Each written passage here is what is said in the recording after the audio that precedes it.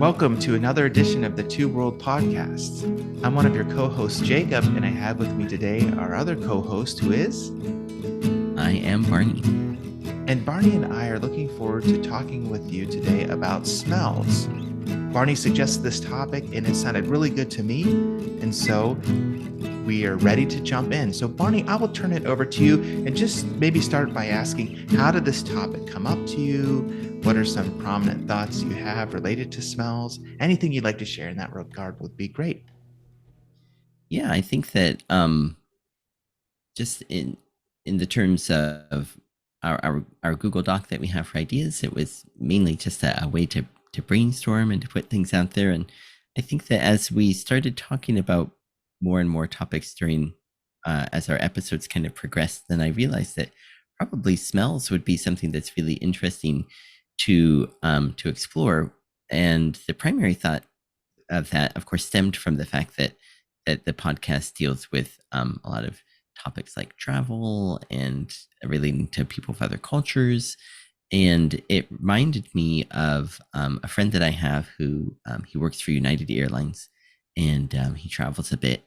And he I'm not sure if this is his original observation or if it's just something that he was sharing with me, but he said that you like every country, he thinks every country kind of has their own smell, which sounds unusual. How can you categorize a country by a smell, by a single smell? But his idea is that when you step off the airplane and enter the airport, the first smell that greets you is kind of that country's smell. So, and when I thought about that more and more, I realized, yeah, there maybe is something to that. So, as he pointed out, and I also realized that if you go to Korea and arrive at Incheon Airport in Seoul, then really you are greeted with kind of a really flavorful, robust smell that has some garlic in it and some spice to it. And same when you arrive in Thailand, keeping that in mind, you also are greeted with just this kind of tropical, fruity smell, kind of a durian smell, that really, in a way, both of those are kind of quintessential of the countries. And then I don't know what all this says, but if you happen to arrive in Newark Airport, Newark, New Jersey, just the layout of the airport is that soon after you get off the plane from an international flight, you're kind of on like a second floor. So, and then down below, and it's open, is the food court. And so you're really greeted with a bit of a heavy smell and more oily smell, a fast food smell. And then it made me wonder, is this the quintessential smell of America?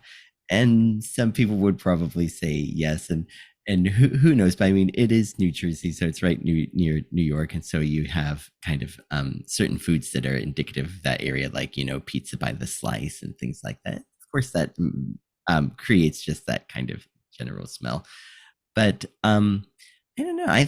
That made me think this is kind of one of those kind of funny, quirky things, quirky ways of maybe taking two things, also kind of a theme of our podcast, two things that aren't necessarily connected and finding where they overlap.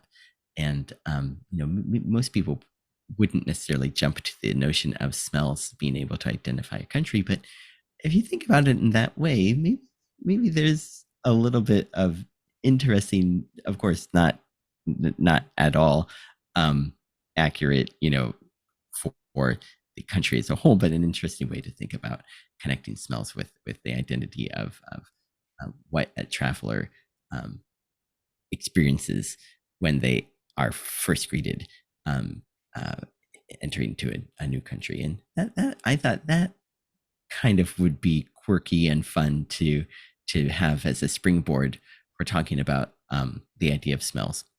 And so that was, long story short, that was my inspiration for putting that down on the idea sheet. But how I when I wrote that down, I thought to myself, well, uh, how should I write this down? Should I write down smells? Should I write down scents? Should I write down odors? Even though those three words talk about Aroma. the same aroma, yeah, those words talk about the same thing, but don't they just evoke different emotions?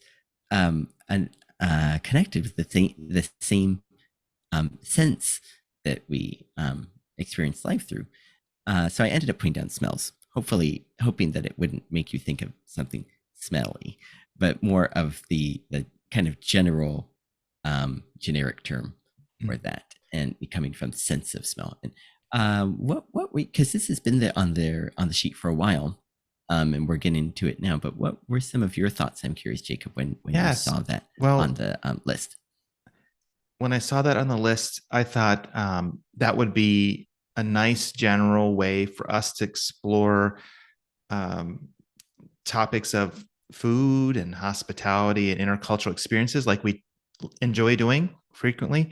But more recently, I had a conversation with one of the workers at Central Christian School who recently relocated to Ohio from Ukraine with her family. Her name is Natalia. And I was asking her how the transition was going and how she was getting acclimated. And one of the things she pointed out to me was that she really missed the smells of Ukraine. And she was saying she really likes it here in Ohio. We're in a pretty rural area. She thinks it's beautiful and people are very friendly, but she said it just smells different. And I miss the smells of home. And I thought, what an interesting perspective that for her, one of the prominent things that symbolizes home or represents home for her is the smells connected with that. And so that made me think when you suggested this for today, the smells can be very powerful and meaningful to people. I was doing a little bit of searching online before we started our podcast today, and just to see the range and the role that smell plays in our human experiences so much.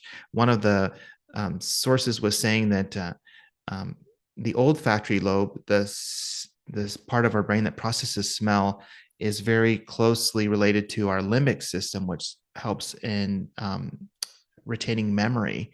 And so our sense of smell can be very much associated with unique, specific moments in our past.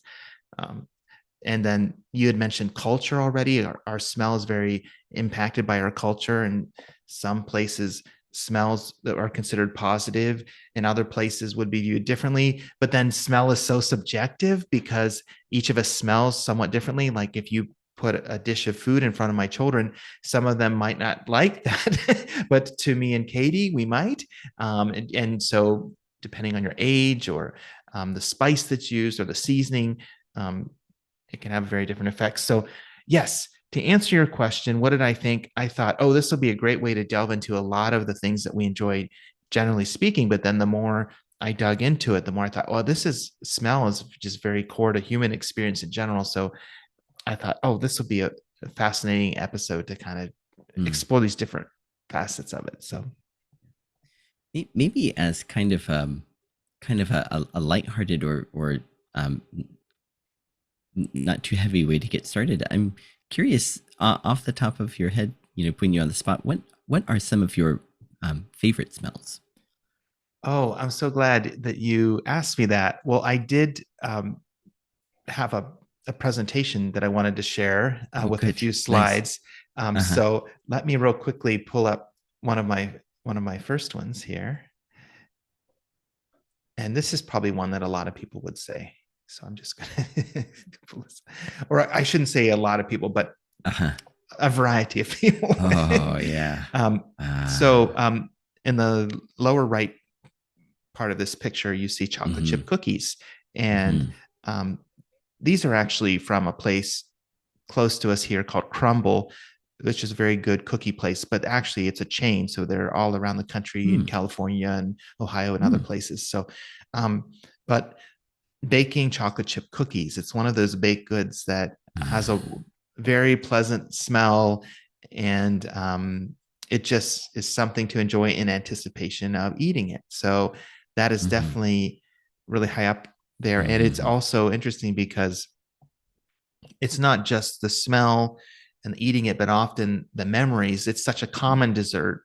At least I, for me, it takes me back to my childhood when I Mm-hmm. come home from school and I could smell this aroma of the chocolate chip cookies coming up from downstairs. My mom sometimes would make them before I get home, and then I'd get a little plate of chocolate chip cookies and a glass of milk, and then I'd Oh go yeah. watch Saturday afternoon cartoons.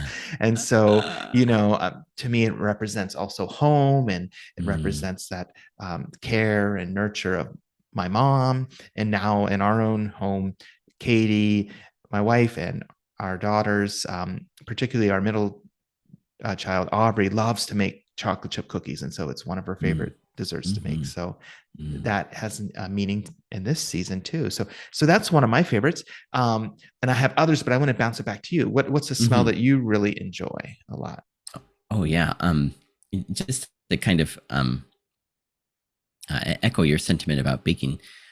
Sometimes when I make brownies here, I I intentionally don't turn on the hood fan above the oven because I want the house to get filled with this smell of the baking Oh, chocolate and whatnot. And and I think two Christmases ago, I couldn't get anyone to wake up, so again, while the cinnamon rolls were baking, I didn't turn the fan on, thinking, crossing my fingers. Okay, if this aroma makes it up to the second floor, everyone's going to wake up for sure. But it didn't work. But but then maybe one of my I guess I have two anecdotes. One of my really top smells scents that I really enjoy. Just last week, I was on my commute home, and I have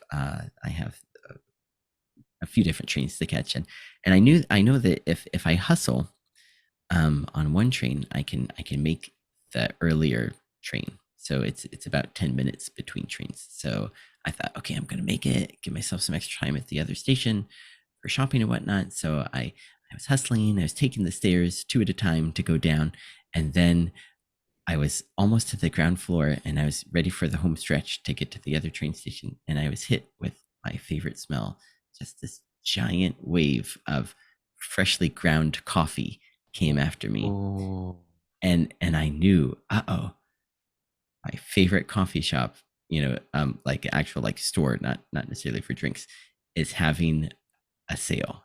And I turned the corner and the big banner, all coffee half off and 10% off of everything else. So I thought, okay, that train can wait. I'm going to buy some coffee. oh, I love that. Oh, that's so Mm-hmm, fun. mm-hmm, Yeah, mm-hmm, coffee has an amazing aroma and all the varieties of flavors of coffee. And even if you don't drink coffee, I think you can appreciate the mm-hmm, aromas. Our mm-hmm, children, when Katie and I are grounding fresh coffee, will often comment on it when they come down in the kitchen. And oh, that smells so good. Um, mm-hmm, well, another really interesting smell, and it kind of connects with what you were saying earlier about inviting the family downstairs with the mm-hmm, delicious smell or that beckons them to come. When I mm-hmm, used to spend the night at my grandmother's house, she lived next door to our home. mm-hmm, She would regularly make bacon, and I would mm-hmm, wake up to the smell of bacon. And I would get so excited because I love bacon, and I'd come downstairs. mm-hmm. And one time I said to my grandma, Grandma, it's so great to wake up to the smell of bacon. And she thought that was so funny. And she mentioned that to my mom, just how enthusiastic I was. And I think that probably reinforced her decision to make bacon even Oh more every yeah. time I would come. But that smell of bacon is something that every time I would go to her house, I would enjoy that and enjoy eating it when I'd come downstairs. And so Mm-hmm, uh, it's powerful, the memories connected with that smell. So even now when I make a breakfast and I include bacon, and our kids will get excited about eating bacon. There's that thought in the back of my mind. I know what that's like. mm-hmm. I've experienced that before. Um, there is another smell that I have noticed when I'm baking or cooking with this. Our kids really ask a lot about it, and I'm going to share a picture here. Mm-hmm. This picture is actually one that I took in the food court at the Eon Town Mall. As this was the final day I was in Japan when I was visiting you back in 2019. And this was the final meal that I had before Mm. I left for Ohio. So noodles, and I this is this a curry mixture? I thought it Yeah. was when I ate it. Mm-hmm. And Mm-hmm. curry is something that our kids and Katie and I really love. When I was growing up, I didn't really know much about curry or Mm-hmm. necessarily appreciate it, but we've really grown to love it. So anytime I make chicken curry, or there's a number of dishes Katie makes with curry, the kids ask, "Oh, what are we having for dinner tonight? Is it curry?" And I'll say yes. And there's something very unique about that smell. And so I think when you and Ayako and Yuma visited, I wondered, did we have chicken Mm. curry with our Indian? Trying to Mm-hmm. remember. So I think yeah, so. it's just Mm-hmm. really fun. So I thought I'd share that. Oh yeah. Yeah, that's another one of those dishes that just incorporates so many different spices that yeah, they all mix together in such a way that produce such a wonderful aroma. Oh, definitely. And yeah, and it makes you think of what it must have been like, or maybe even what it is like today when you're walking through like the old bazaar, or the markets that you read about that have spice vendors all lined Mm. up along the street, and just what it must be like to have that kind of visual and aromatic sensation. I think that must just be fantastic, because and what a neat thing to think about, of thinking, if it happens to be one of your favorite foods, then just having that really welcoming scent that just draws you in, like nothing else. And that's one of the nice things about smells too, that um it just, I'm thinking of like cartoons sometimes where like the scent is visually represented and like attracting like Tom or some, the cat, or like some animal, and like sometimes you just float toward the smell because it's Oh, just yes, so yes, so powerfully beckoning. And it's pretty fun. definitely. There is an activity, or I should say, an event that happens annually here at Worcester, and I think probably many people could relate to this if they think about their area. But we have a county fair, the Wayne County Fair, and when I think about my own childhood, we also had a fair. I grew up in West Alexander, Pennsylvania, so we called it the West Alexander Fair. Um, but when you think of going to the fair, there are so many unique foods. And then also a big part of going to the fair is going through and seeing different types of animals that people are showing. And I think there is so Mm-hmm. many scents surrounding the barn areas of fairs. Mm. And even probably for those of us who have grown up near farms, you could even associate these smells with farms. So this is a picture of a Mm-hmm. horse that Mm-hmm. I took this past year when we visited the Wayne County Fair. But there's just something very unique, the scent of the hay, and some of the stinky smells of the waste from the animals. Mm. But then there are other aromas, and it's just kind of a unique smell that's so special and specific to that activity in that area. So do you have any memories of that smell from visiting the fair during your years growing up? Mm-hmm. Oh yeah, for sure. Um, yeah, like you say, that the animals, even like, we can't necessarily generalize it as livestock. Like cows smell differently from sheep, and sheep smell differently from horses, and yeah, and then the fact that my father, I remember that he raised sheep for as a hobby for such a long time, and then we had the barn that we had, and it was filled with hay and straw, and um yeah, and then of course going down below and taking care of the animals, and there were all those different smells. And I think for myself, for sure, and people who live in the Wayne County area, and then maybe for yourself too. It's not. I mean, of course, like you say, there are smelly parts to it, but it's not off-putting. It's not something that kind of makes you want to run away. But this kind of harkens to what we were saying about how smell can be so cultural. Because maybe if you bring someone who is not accustomed to these smells at all in their daily life, and maybe it's the first time experiencing them, the pungent smell might be the first thing that they notice, and then it might naturally have them, you know, maybe inspire them to react, you know, not so pleasantly towards that kind of smell, and they might have end up with a different association from their first time visit to, you know, a fair or a farm or something like that. Um, but for us, you know, in our culture and where we're living or growing up, you know, when you get used to something like that, when you're around it often, then you don't notice the pungent part of it so much as you associate kind of all the smells mixed together, and and that's backed up with experience, and memories again, like we were saying at the beginning. Yeah, that's very true. And I think another part too of the story with that type of smell is about the location and the place.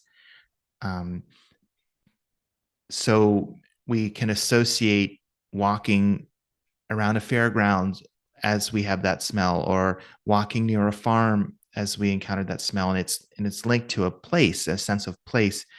And I have encountered very unique smells in various other places, and there's one that I want to highlight, and I'm curious if you've had a similar experience. And another place I think that has such a unique smell is being around the ocean. Mm, This is a picture that I took in Monterey, California. I believe this area is called Lover's Cove or Lover's Point, something like that. But anyway, as you get close to the water, there is a lot of seaweed and barnacles mm, and algae or things growing on the rocks. And mm, as the water recedes, you can smell the aroma of that. And then, of course, the water has salt in it. It leaves salt on the sand. Um, and there's just such a unique smell connected with the ocean. And it's another one of those things that many people experience it just like the smells of a farm or a fair. mm. And it can vary by region, but yet there is some of these common associations we might have. So I'm wondering, when you think of the ocean, do you think of any smells like that? Does that resonate with your experience? Yeah, I know what you mean. That really is true. Even here in Japan, when we go down to the ocean, there it's same ocean. In fact, just the other side of it, and yeah, there that plant life for sure produces such a strong aroma, and like you say, the salt in the air, and so often when we read in books and people are the authors describing the ocean, the authors always reference you know, the salty sea air and things like that, and then at that time, it I kind of check myself and think, was it, does it really smell so salty? And then if I remember well enough, I think, oh yeah, you do kind of catch that scent. And um it's interesting because you wouldn't, I think maybe your first instinct is to think, well, how can the water smells have produced such a smell? You know, it's just water. And but yeah, again, it's a collection, the ocean, it's a collection of so many different things living in the ocean and around the ocean. And then of course the composition of the ocean itself. That just like you say, just as a farm does, these um different elements and their own individual smells come together and make up um, something more identifiable as of the region or the environment itself, and just one of those other interesting things about smells. I wanted to talk with you a little bit about the intersection between smells that we associate with places and maybe how those smells can be related to holidays or certain times of year. Uh, this next slide that I want to share with you is from Easter at Worcester Mennonite Mm, Church.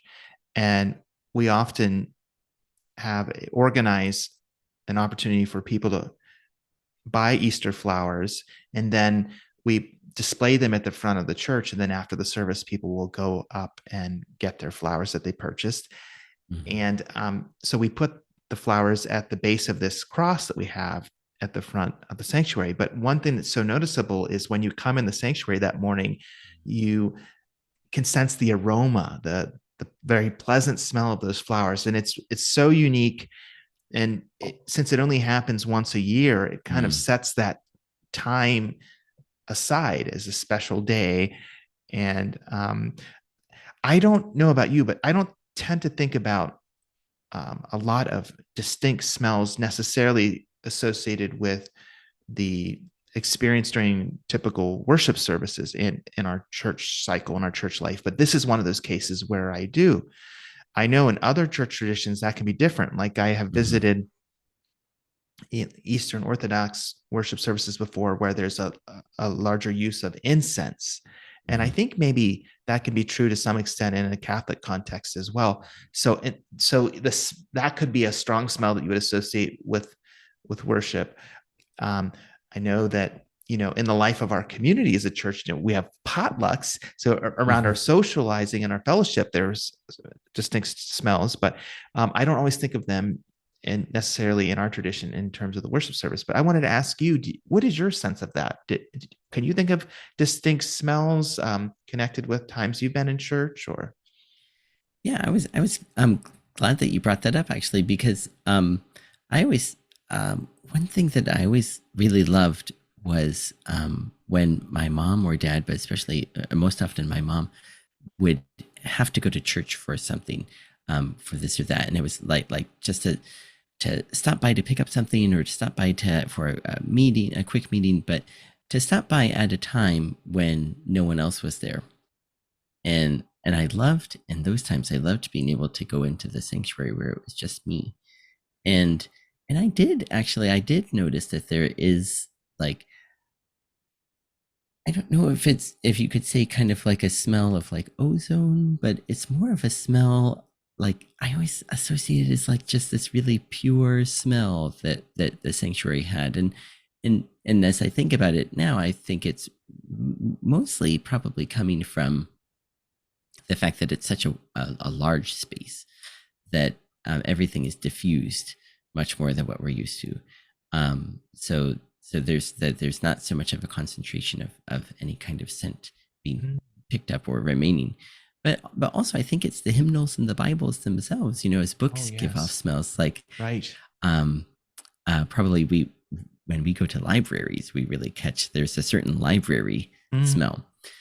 But I always loved those moments when I could be the only one in the sanctuary and have that smell and yeah, I noticed something about that. But and then of course for sure when it was Easter and the flowers were in the front of the church, that produces such a neat smell. And kind of in connection with this, um, in all of my Bible reading, every time I go through Exodus and there's the recipe right there for the incense and also the anointing oil, and every time I read through that and I just wonder, oh, how I would love to know what that smells like.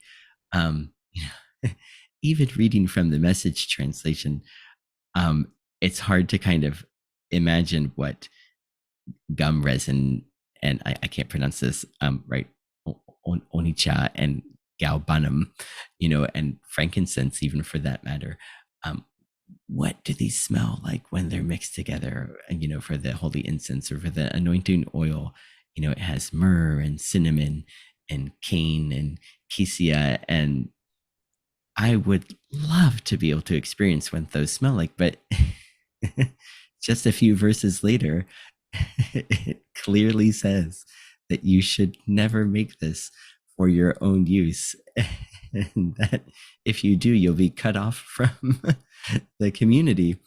And so, as tempting as it is to maybe try to go to this shop or that shop and get these ingredients and mix them together and experience it for yourself. There's always that notion in the back of your mind that I don't know. It says clearly that I shouldn't, but for myself, I'm not supposed to be one who's should do this. But um, yeah, maybe for sure, like you say, in Catholic tradition and Eastern Orthodox tradition, incense and whatnot is really a major part of the worship service. But if you ask the normal person on the street, they might not necessarily associate that Christianity or worship service in a church has any kind of specific smell associated with it. But when you look at it, there are some mentions of how fragrances can be expressly holy, as indicated in the Bible, and individually we find some sense and some associations with church and with worship that we consider holy in our hearts and our own experiences. Yeah, that's a great point, Barney.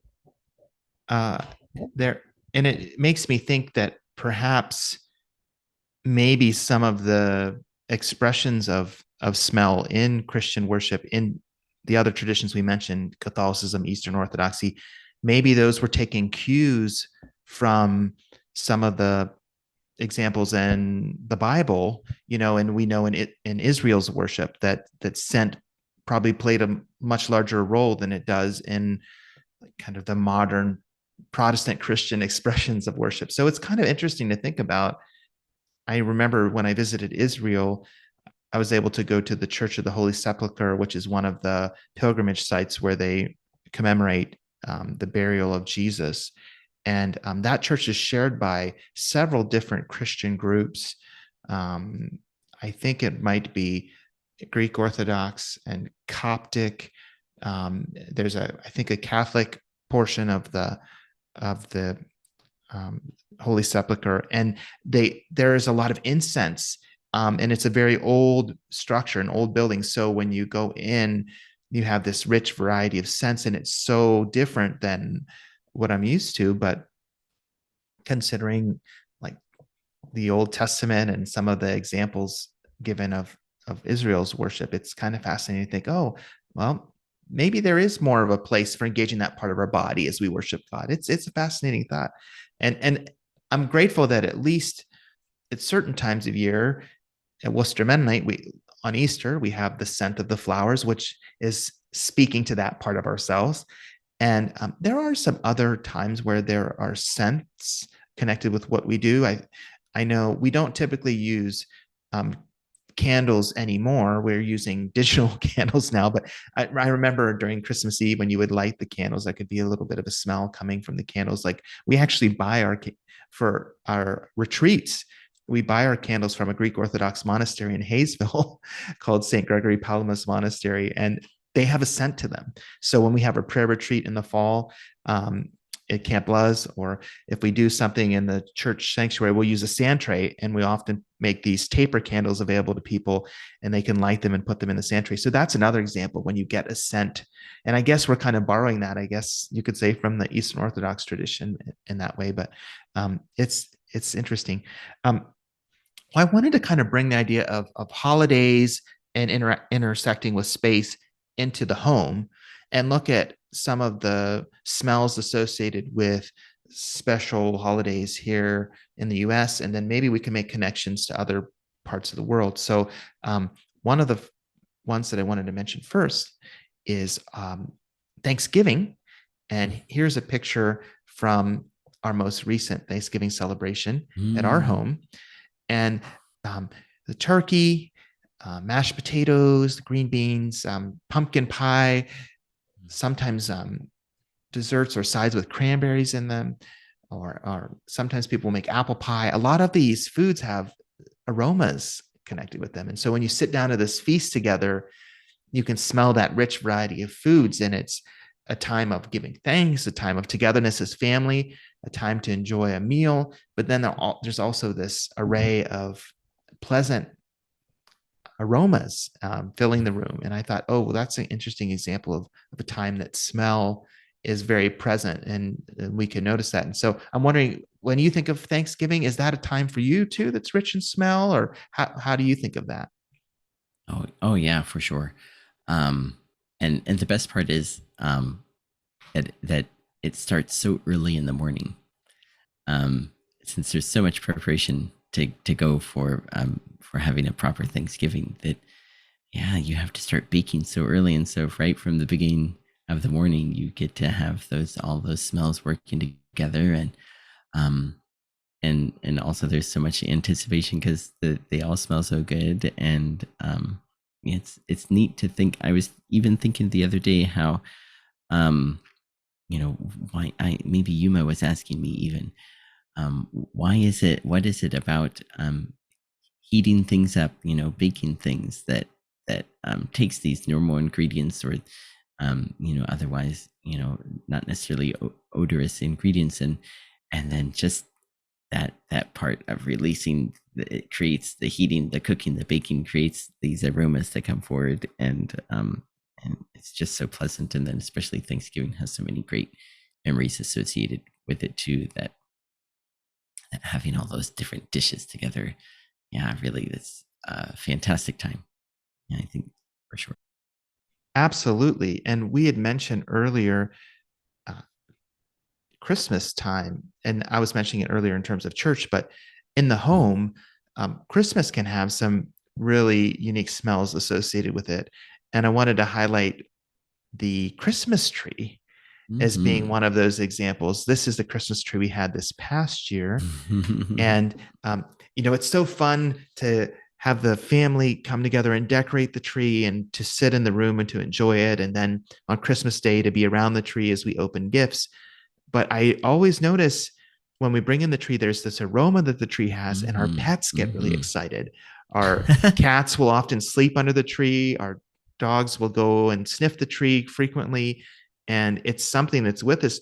We typically set it up about a month in advance or close Mm-hmm. to a month. So it's with us for about a month in the home and throughout Mm-hmm. the year. And it's just a very special, unique, pleasant smell. And it's very much linked to that holiday, the sense of home, the sense of celebration. And so to me, that's one that has a lot of memories connected with it. Do you have a similar experience when you think of Christmas? Oh yeah, for sure. I was when you started talking about Christmas, I was hoping you were going to mention the tree, and and I think that even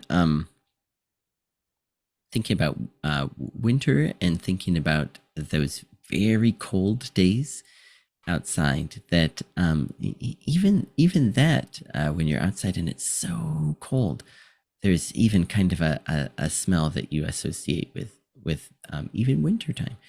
And yeah, that all that put together. And then of course when I was growing up, uh for the longest time our house was heated with a wood burning stove. And then when you were outside and the stove was going, then from the chimney was the smoke of the scent of the burning wood. Mm, And that just added wow. such a nice layer to Christmas into wintertime, and the smell that we had there, growing up in the country. Oh, yes, absolutely. Well, the final picture that I had to share is now connecting celebration, home, and smell to maybe a little bit more of a personal experience, and that is the celebration of one's birthday. And so this was the chocolate cake with chocolate icing that Katie made for my 42nd birthday. So I don't know if you can tell the candles Yeah, are yeah. inserted in the shape of a 4 and a 2 for 42. 42. And the just the smell of the cake, each cake can have its own smell. But thinking about birthdays and lighting the candles and that the combination of the smell of the candle with the cake and how that's a unique celebration that so many of us have and it is a regular part of our life rhythm. And sometimes in our home, at least, we'll ask each person what type of cake they want. Mm-hmm. And so they Mm-hmm. select, what type of cake, what type of icing. And so even the unique smells that we'll have on any given year are related to the individual Mm-hmm. that we're Mm-hmm. celebrating. So I kind of like that as an example of something that's very personal, but also something that many of us can relate to as Mm-hmm. we think about smell. Do Mm-hmm. you have any thoughts about birthday smells or Oh that yeah. idea? Yeah, I love. We also have that tradition of asking each person what cake they want, and I love that the most because it's a challenge and it's an excuse for me to try a new recipe, um, and I hope that someone, Yuma or Silas or Ayako will ask me for some really tricky cake, because I'm really excited for the chance to test my metal. And of course, the act of making it is a way to show love to them for on their special day. And I remember one year that Yuma wanted a carrot cake, and I don't even know how he knew about carrot cake. I don't remember how that came about. Um, and the nice thing about carrot cakes is it has so many different spices that go into it. And and then we have a friend who she actually she bakes cakes. That's how she earns a living. And we also ordered a cake from her for Yuma's birthday. And when she came to deliver it, she could smell the carrot cake, and she said, "What kind of cake is that? Because it's not common at all in Japan." And we said, "Oh yeah, you wanted a carrot cake," and she was really confused. The carrot cake, a cake made with real carrots in it, and we explained it to her, and then she said, "Can you send me a recipe? That sounds amazing," and she wanted to try it too. And yeah, it's nice to be able to have that smell as an introduction. Of course, I was really proud of myself for making the cake, and then to kind of pass this idea. In America, it's not uncommon to have carrot cakes, and you as a cake, someone who is all about making cakes. I would be an honor if you would take a stab at making a carrot cake yourself and telling us what you think. And she was really impressed by it. Especially, she also mentioned that with all the different spices that go into it, um, and it gives all of that flavor in it. Where sometimes with cakes in Japan, it's more about the visual ingredients, layering it with fruit and whatnot that give it that flavor. And of course, everything is very flavorful, but that just takes it over the top. And with carrot cake, it's everything that's baked inside, and of course sometimes the frosting, that give it that flavor. And it was a nice way to use smell as the first step to having a connection, a meeting of different cultures, and over the same idea of cake, but then connecting, what might be common for us and what's more traditional here, and putting it in the hands of someone who knows what they're doing with cakes, and letting her be able to experience that for herself. I was pretty happy, pretty glad to be able to do that.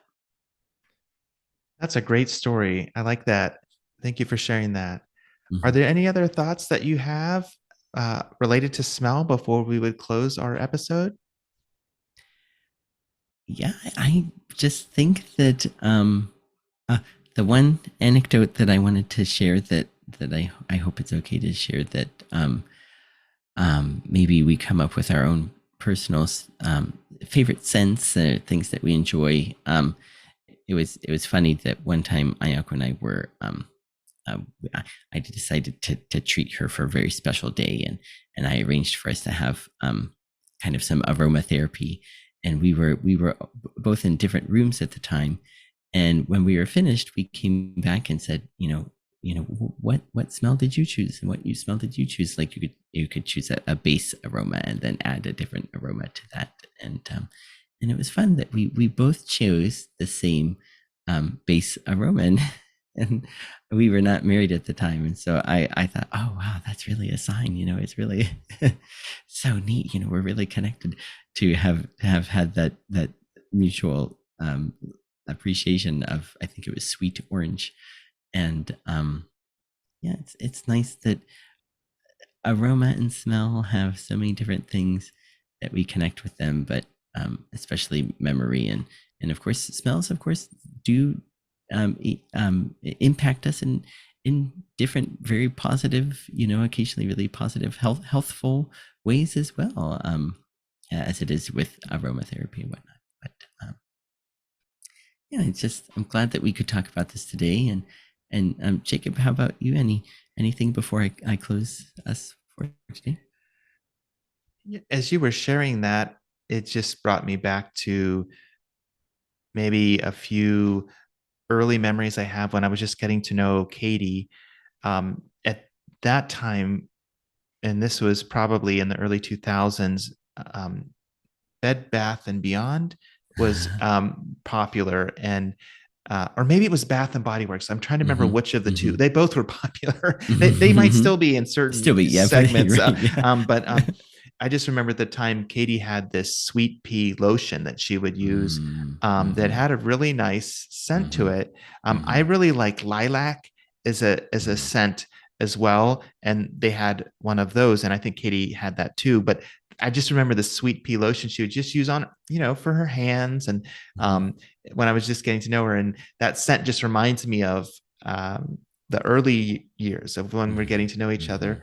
And then we took this trip to California, and our family stayed in this place in the Carmel Valley, and they had this special orange scented body wash, Mm-hmm. and everybody who was there at one point or another took a bath and used this body wash, and we fell in love with it. So now we buy it through Amazon and regularly Oh, have it wow. stocked as one of our soaps that we use. And so it's funny, I think, connecting scent with Mm-hmm. memory and place Mm-hmm. and Mm-hmm. even relationships, it makes me think of that trip that we took together and how Mm-hmm. everybody really appreciated that smell. So yes, smells can be wonderful in how they transport us to a memory, to a different time, to a different place. They remind us of people. And so Mm-hmm. I'm grateful that you thought of this as our topic for Mm-hmm. today, Barney. Thanks for Mm-hmm. for talking Mm-hmm. about it with me. Oh yeah, and it was really a joy to talk about, and I especially thinking of the last where we're leaving things off. I think we could have gone on even more and more, I believe. But for you, our listeners, and those of you watching along with us, we're very grateful for the time that you've shared with us, and we hope that from the beginning of the episode until now, that maybe you were surprised by some things, learned some things, and are thinking about things differently, and maybe having some memories of your own that you associate with different scents that you've had throughout your life. And we hope that was something that you appreciate. And we are looking forward to our next episode, and hope that you are as well. And so, for the Two World Podcast, I am Barney with Jacob, and we will see you again next time.